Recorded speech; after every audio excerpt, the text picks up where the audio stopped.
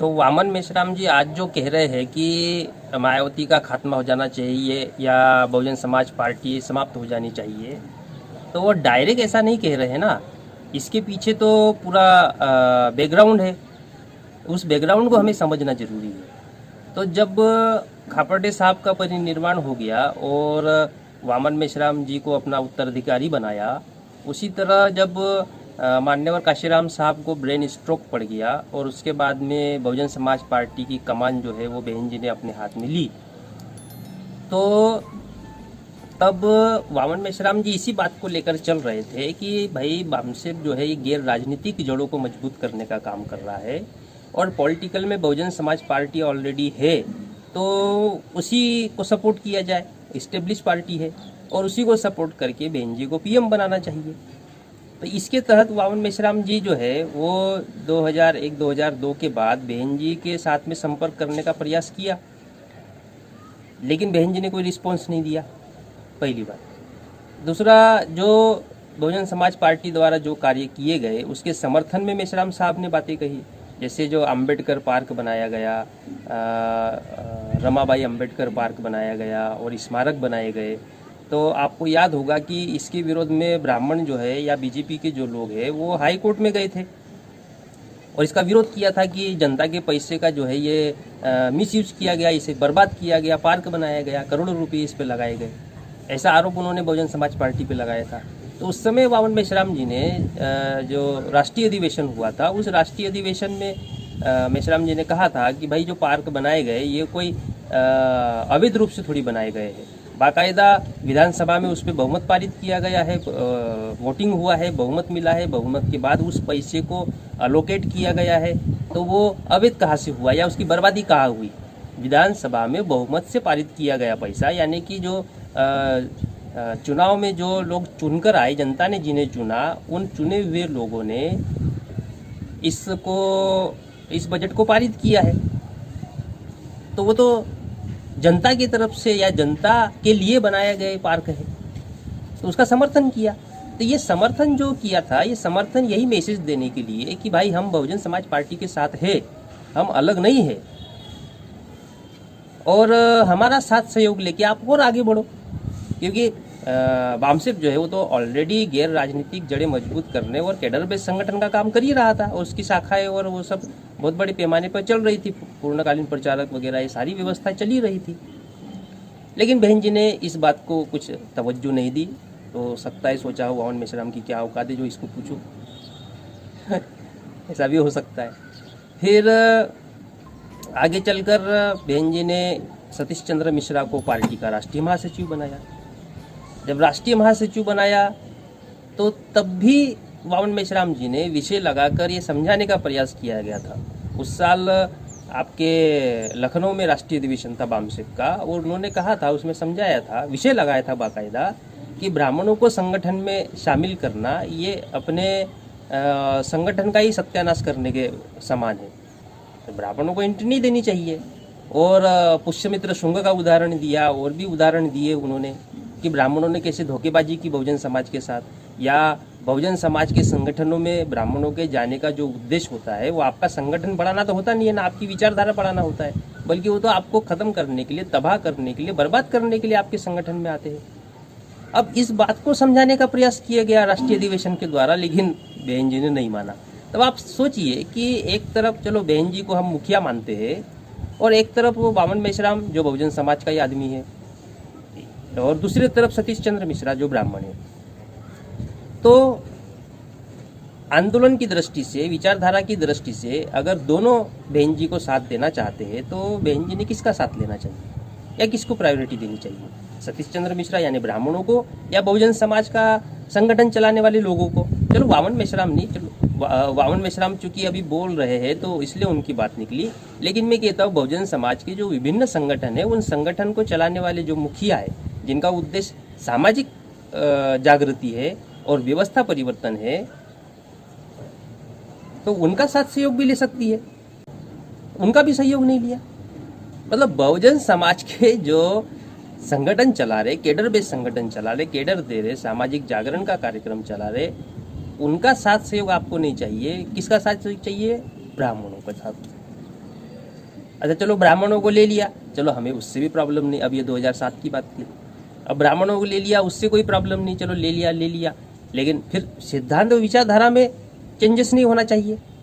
अब ये अंदेशा तो हमको था कि ये सिद्धांत विचारधारा में तो बदलाव करने के लिए ब्राह्मण एंट्री करता है, लेकिन चलो फिर भी अगर आपने ले लिया, क्योंकि यूपी में ब्राह्मण का परसेंटेज है और उनके वोट अगर आपको चाहिए और ले भी लिया, तो फिर कम से कम विचारधारा में तो चेंजेस नहीं करते, वो सिद्धांतों में तो चेंजेस नहीं करते। अब जैसे जैसे सतीश चंद्र मिश्रा की हाइप थोड़ी बढ़ती गई, अब उन्होंने कहना शुरू किया कि हाथी नहीं गणेश है, ब्रह्मा विष्णु महेश है। अब कुछ चेले चपाटे लोग कहते नहीं नहीं वो हमने नहीं कहा, या वो किसने की कहा, ये किया वो कहा, ये फालतू की बातें करते। अरे जब नारा ये चल रहा था कि हाथी नहीं गणेश है, ब्रह्मा विष्णु महेश है, आप कहते हो कि आपने नहीं दिया या हमारे द्वारा नहीं दिया गया, तो जिसने भी दिया उसका आपने विरोध किया क्या? विरोध भी तो नहीं किया ना। जितनी बोली अभी वामन मेश्राम के खिलाफ बोल रहे हो, इतना बढ़ चढ़ के बोलने की तुम्हारे इसमें दम दिख रहा है, तो जब हाथी नहीं गणेश है, ब्रह्मा विष्णु महेश है, जब ऐसा नारा चल रहा था तो तब कहाँ मर गए थे? तब तुम्हारी जबान क्या सिल गई थी क्या? फिर कहा गया कि ब्राह्मण शंख बजाएगा हाथी चलता जाएगा, मतलब ब्राह्मण बजाएगा तभी चलेगा, नहीं तो चुपचाप बैठा रहेगा क्या? उसके विरोध में किसी कार्यकर्ता ने नहीं बोला। ब्राह्मणों के पैर छूने का अभियान चलाया गया, ये अभी वायरल चल रही है, पूरी पोस्ट चल रही है। तो ब्राह्मणों को मनाने के लिए, ब्राह्मणों को पुचकारने के लिए, ब्राह्मणों को मक्खन लगाने के लिए बहुजन समाज पार्टी बनी है क्या? तो आदमी को जो मिशनरी व्यक्ति है, जो कैडराइज व्यक्ति, उसको गुस्सा नहीं आएगी कि मान्यवर काशीराम साहब ने पार्टी किस लिए बनाई थी और तुम कर क्या रहे हो? ब्राह्मणों को मक्खन लगाने के लिए बहुजन समाज पार्टी का निर्माण किया था। ब्राह्मणों का क्या बोलते हैं उसका, ऐसा करने के लिए बहुजन समाज पार्टी का निर्माण किया था क्या? अपने आत्मसम्मान और स्वाभिमान के लिए बहुजन समाज पार्टी का निर्माण किया गया था, और फिर हमें अपने स्वाभिमानी और आत्मसम्मान वाली सत्ता हासिल करना था। तो ब्राह्मणों के साथ में गठबंधन करके ही सत्ता मिल सकती है, यह बेवकूफी किसने फैलाई? समाज को बेवकूफ समझते हो क्या? इतिहास जानता है ना, समाज को जागरूक कर रहे हैं ना, इतिहास जानते, बाबा साहब का आंदोलन जान रहे हैं। ज्योतिराव फुले ने कहा कि मेरे मृत्यु शैया पर ब्राह्मणों की छाया तक नहीं पड़नी चाहिए, तो तुम्हारी इन बातों में आने वाला है क्या? तो काशीराम साहब ने जितना संघर्ष करके जो मुकाम हासिल किया था, उसका तो तुमने पूरा सत्यानाश कर डाला। और सत्यानाश करने के बाद में अब भी चुप नहीं बैठे, अब भी लगे हुए हैं।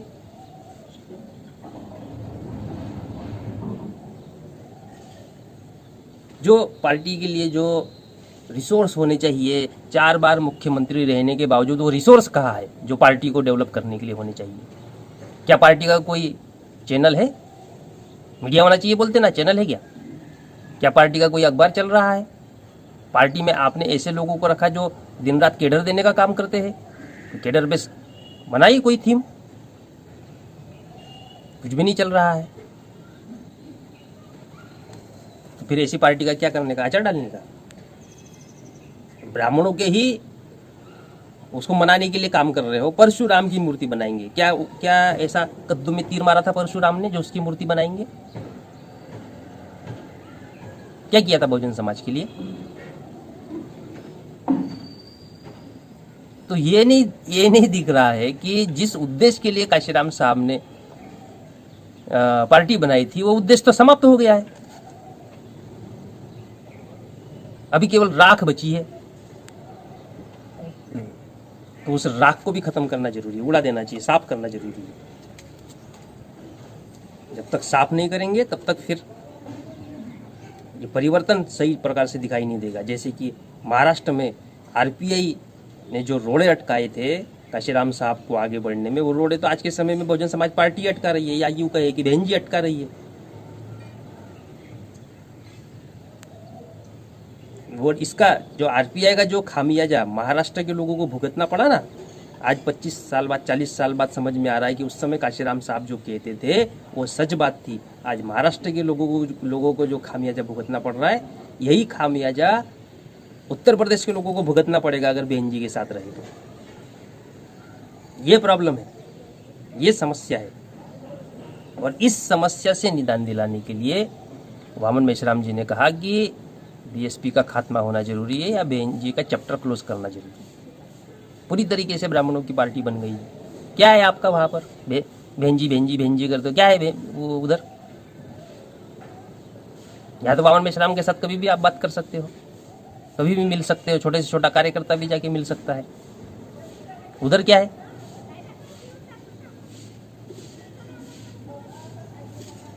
आंदोलन तो पूरा चौपटी कर दिया है। आंदोलन नाम की कोई चीज है नहीं।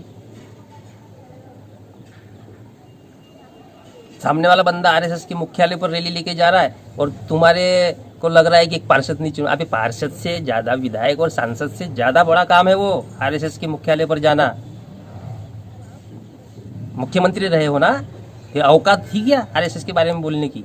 आज भी औकात है क्या रैली ले जाने के बाद भी? फिर मुख्यमंत्री थे तो क्या चाटे उस मुख्यमंत्री को जिसकी औकात ही नहीं है कि आरएसएस के खिलाफ बोले? अचार डालने का उस मुख्यमंत्री का,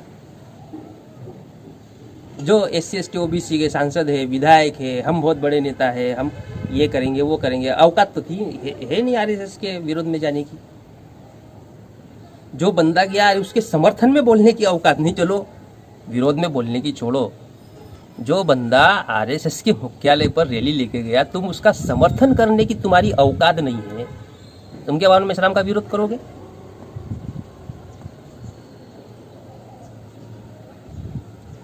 तो इसलिए साथियों, ये जो वामन मेश्राम जी ने जो बात कही है वो दूरदृष्टि को ध्यान में रखती हुई कही है। और आने वाले समय में जब मेश्राम साहब चले जाएंगे 10 साल 20 साल 30 साल बाद, फिर यूपी की जनता वामन मेश्राम जी को याद करेगी कि उस समय वामन मेश्राम जी ने जो कहा था वो बात सही थी। आज तो खूब विरोध कर रहे हैं, ऐसे आरपीआई के लोग खूब विरोध करते थे काशीराम साहब का। जो मन में आए वो विरोध, व्यक्तिगत आधार पे विरोध, सामाजिक आधार पे विरोध, यानी जो मुंह में आए वो बक देते थे। बहन जी का विरोध, आरपीआई के लोग जैसा विरोध करते थे ना, तो अभी आप लोग तो उतना खैर नहीं कर रहे हैं, विरोध हो रहा है, लेकिन आरबीआई लोग तो बहुत बेकार टाइप का विरोध करते थे, निचले दर्जे पे जाके विरोध करते थे। तो फिर भी खामियाजा तो भुगतना पड़ा ना महाराष्ट्र के लोगों को। कहाँ बहुजनों का कुछ हुआ है अभी तक? काशीराम साहब के दिशा निर्देशन में, मार्गदर्शन में चलते तो महाराष्ट्र में बहुजनों की सत्ता होती, चले ही नहीं। जो मराठाओं का चल रहा था वो तो अभी बीजेपी ने उसको खत्म कर दिया, 2 शिवसेना हो गई। तो उत्तर प्रदेश के लोगों को भी इस बात को जानना समझना जरूरी है कि वामन मेश्राम जो कह रहे हैं तो दूरदृष्टि को, उन परिणामों को जानकर कह रहे हैं। और ये जो 2022 अभी 2022 चल रहा है, ये जो 22 से 24 साल का जो समय है, जिसमें बीएसपी की तरफ से बहन जी ने कमान संभाली थी और वामसेप की तरफ से वामन मेश्राम जी ने कमान संभाली थी, और बार बार प्रयास करने के बावजूद जब नहीं दिया गया, चलो रिस्पांस नहीं दिया, कोई बात नहीं, चलो हमारी औकात नहीं है भाई आपके सामने, लेकिन कम से कम सिद्धांत और विचारधारा के साथ तो समझौता नहीं होना चाहिए। जब वो किया तो उसके बाद आज मजबूरी में कहना पड़ रहा है कि चैप्टर क्लोज होना चाहिए। और मेश्राम साहब के कहने के, जो मेश्राम साहब ने जो कहा, उसके पीछे का संभवतः ये कारण हो सकता है जो मैंने आप लोगों को बताया। इसी सब अनुभव के आधार पर और बहुजन समाज पार्टी की कार्य प्रणाली के आधार पर, उनके द्वारा जो वर्तमान में कार्य किया जा रहा है, मुझसे ज़्यादा जानकारी वामन मेश्राम जी के पास होगी। मुझे जो ऊपरी जानकारी थी उसके आधार पर मैंने बताया, लेकिन इन सारी बातों को अगर ध्यान रखा जाए तो यही निष्कर्ष निकलता है कि बहन जी का चैप्टर क्लोज हो जाना चाहिए और एक नई सिरे से उत्तर प्रदेश में आत्मसम्मान, आत्मनिर्भर और स्वाभिमानी आंदोलन और स्वाभिमानी पार्टी का उदय होना चाहिए।